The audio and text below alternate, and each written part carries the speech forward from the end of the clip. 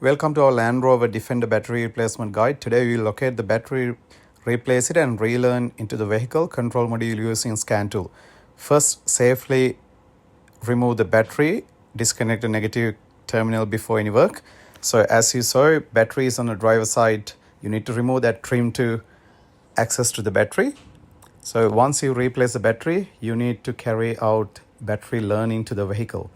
So as you can see on the scanner, which I'm carrying out the battery teaching procedure, if you do not do this, you won't be able to erase any issues which caused because of the low battery.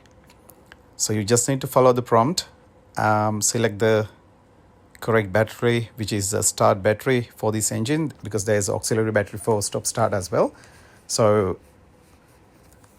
if you skip this, you won't be able to get the correct, like the proper outcome after replacing the battery. If you are success, the procedure is pretty simple. Thanks for watching.